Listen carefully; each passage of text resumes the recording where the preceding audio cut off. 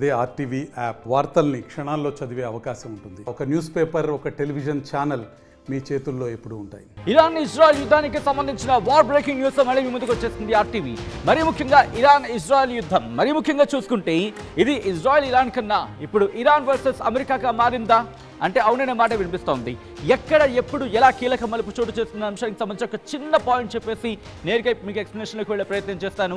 మరీ ముఖ్యంగా ఇక్కడ మాట్లాడుకున్న సందర్భంలో అమెరికాకు సంబంధించి అమెరికాను సాయం కోరింది ఇజ్రాయెల్. మరీ ముఖ్యంగా GBU-57 B-2 బాంబర్స్ అడిగింది. అయితే అమెరికానే నేరుగా వాటిని ప్రయోగించిందా?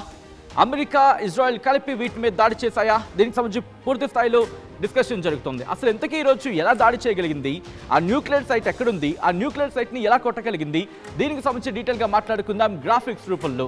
సో ఒక్కసారి ముందుగా ఆ సైట్ని చూద్దాం. ఈరోజు అమెరికా దాడి చేసిన అఫోర్దోకి సంబంధించిన ఆ సైట్ని చూద్దాం. ఆ సైట్ని చూసి డీటెయిల్గా మాట్లాడుకునే ప్రయత్నం చేద్దాం.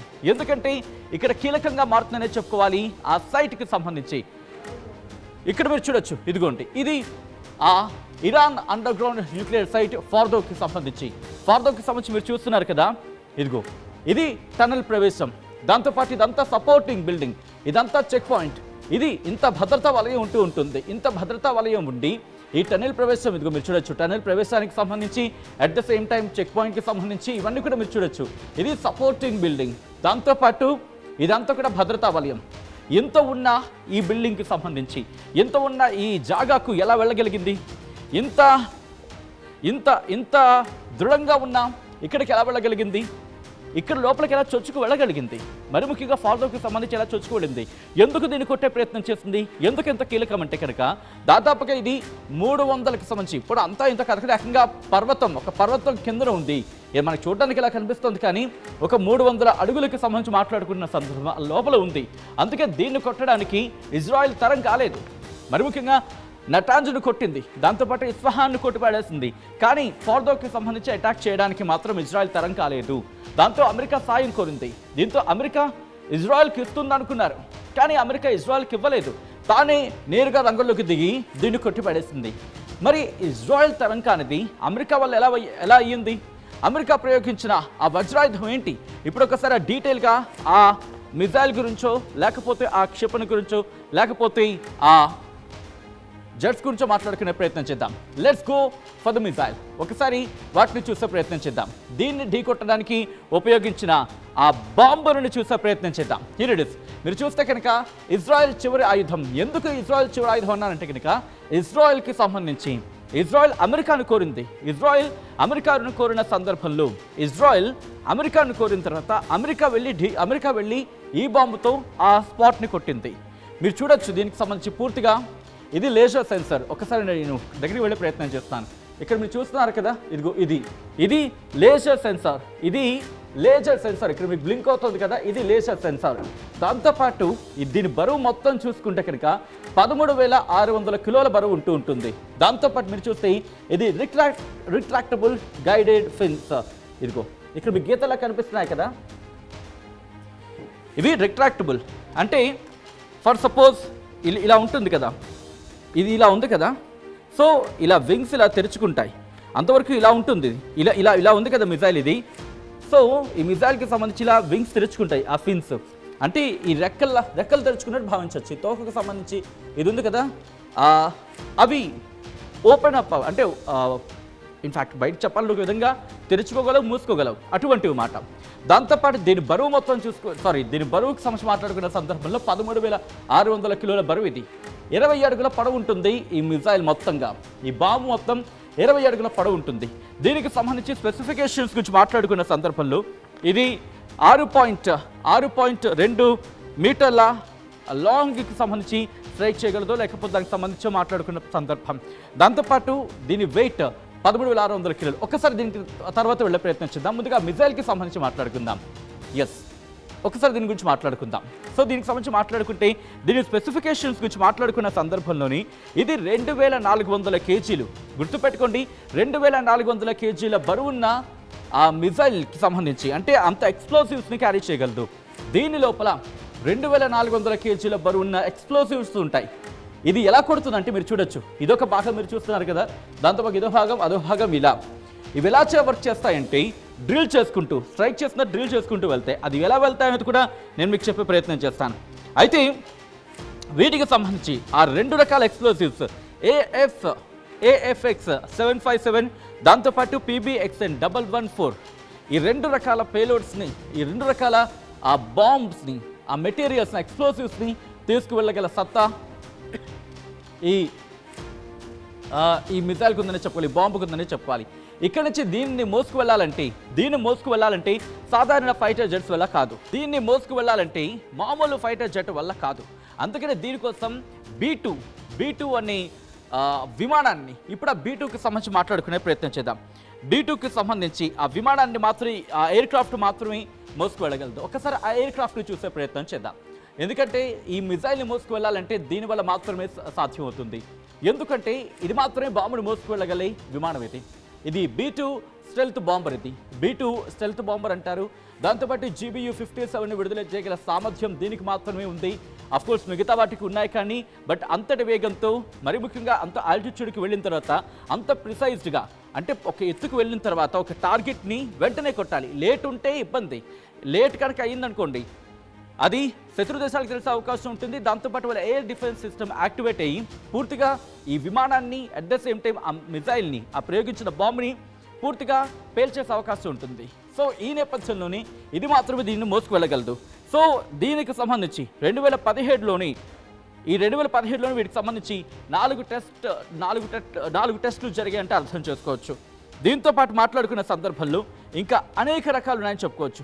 అసలు దీని కెపాసిటీ గురించి మాట్లాడుకుంటే కనుక 7,000 మైళ్ళు అంటే 11,000 కిలోమీటర్లు వితౌట్ రీఫ్యూలింగ్, అంటే ఫ్యూలింగ్ వితౌట్ ఇంకోసారి దీనికి ఫ్యూల్ కొట్టకుండా 11,000 కిలోమీటర్లు ప్రయాణం చేయగలదు ఇది. దాంతోపాటు ఒకవేళ ఏరియల్ రీఫ్యూలింగ్ కనుక చేయగలిగితే, గాల్లోనే దీనికి ఇంధనాన్ని కనుక సమకూర్చగలిగితే 18,000కు పైగా 18,500 కిలోమీటర్ల పైగా ఇది ట్రావెల్ చేయగలదు. దాంతోపాటు GBU-57లను రెండింటిని క్యారీ చేయగలదు. ఈరోజు స్ట్రైక్ చేసిన దాంట్లో దాదాపుగా 6 బస్టర్ బాంబులను ప్రయోగించినట్టుగా తెలుస్తోంది. వీటినే బస్టర్ బాంబర్లు అంటూ ఉంటారు. ఆ బస్టర్ బాంబర్ను మనం చూసాం కదా. సో మొత్తంగా వీటి కాంబినేషన్తోనే ఇది తీసుకువెళ్ళగలిగింది.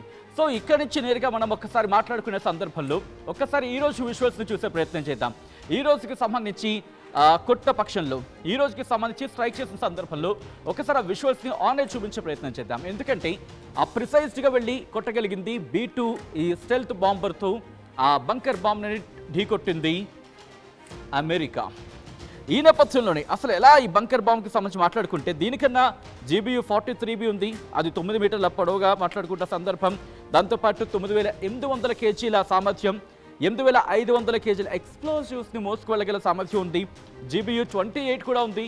GBU-28కి సంబంధించి మాట్లాడుకున్న సందర్భంలో long range, in fact laser guided missile అయితే 2,300 కేజీల బరువు సామర్థ్యం, అలాగే 6 మీటర్ల లోతులో ఉన్న కాంక్రీట్ను కూడా ఢీ కొట్టగలదు. దీంతోపాటు BL-109 ఇది కూడా అంతే.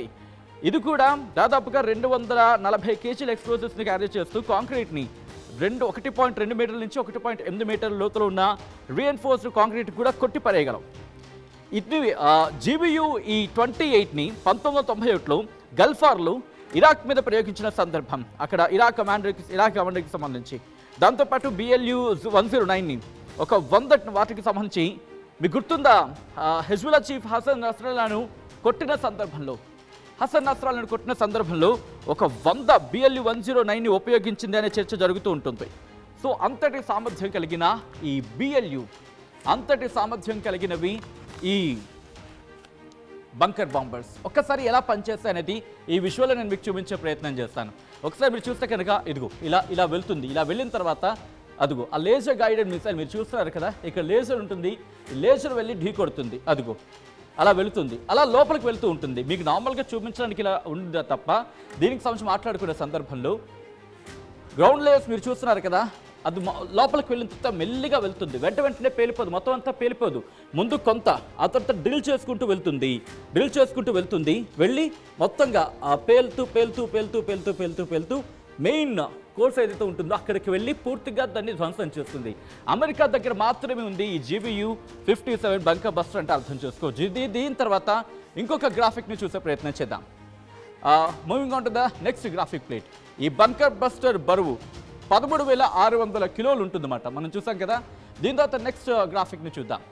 Moving on to the next graphics. మీరు చూస్తే కనుక అదిగో అలా రిలీజ్ చేసిన తర్వాత ఆ సైట్స్ని వెళ్ళే క్రమంలో 60 మీటర్ల భూగర్భంలో కూడా వెళ్ళి తర్వాత పేలుడు సంభవిస్తుంది. అంటే మెల్లిమెల్లిగా వెళ్తుంది. ఫస్ట్ వెళ్ళిన తర్వాత అక్కడ ఆ భూభాగాన్ని చీల్చుకుంటూ లోపలికి వెళ్ళి అప్పుడు పేలుతుంది. ఇది దీనికి ఉన్న కెపాసిటీ. దీని తర్వాత ఇంకా దీనికి మరికొన్ని లక్షణాలు ఉన్నాయి. ఎలా ఇప్పుడు చూసే ప్రయత్నం చేద్దాం. దానికి సంబంధించి మాట్లాడుకున్న సందర్భంలో ఖచ్చితత్వంతో భూగర్భంలో ఉన్న నిర్మాణాలని, సొరంగాలని ధ్వంసం చేస్తుంది. ఈరోజు కూడా జరిగింది అదే. మరి ముఖ్యంగా ట్రంప్ ఎందుకు ఇక్కడ ఇజ్రాయెల్కి ఇవ్వకుండా తానే రంగంలోకి దిగి వాటిని పేల్చేశాడంటే, ఇది ఎక్కడ ఇజ్రాయెల్కి ఇస్తే ఎక్కడ అది మిస్గైడ్ అవుతుందో, ఎక్కడ అది మిస్గైడ్ అయి పేలకుండా పోతుందో, ఎక్కడ మిస్గైడ్ అయిన తర్వాత ఇబ్బందికర వాతావరణానికి గురవుతుందని చెప్పి వాటిని ట్రంపే తనతో తానుగానే కొట్టుపడేశారు. పర్వత ప్రాంతాల్లో బంకర్లను ధ్వంసం చేస్తుంది. ఈరోజు ఈ ఫార్దో కూడా ఒక పర్వతంలో కిందన ఉంది. అంటే దాదాపుగా 300 అడుగుల లోతులో ఉంది. దాన్ని ఢీకొట్టాలంటే అది అసామాన్యం అది.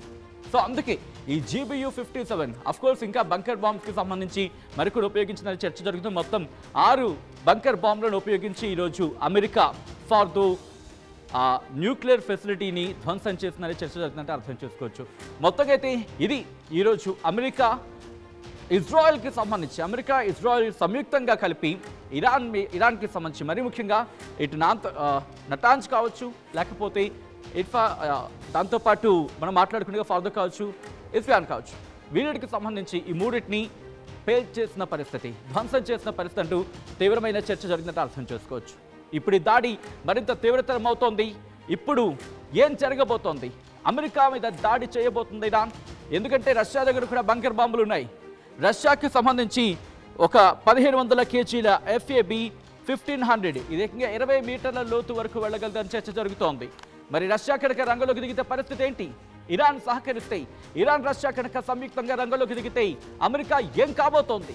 ప్రస్తుతం అమెరికా ఏం చేసే అవకాశం ఉంది? దీనికి సంబంధించి చర్చ జోరందుకుంటోంది. ఈ క్రమంలో ఏం జరగచ్చు? మీరు సమాధానం చెప్పే ప్రయత్నం చేయండి కామెంట్ రూపంలో.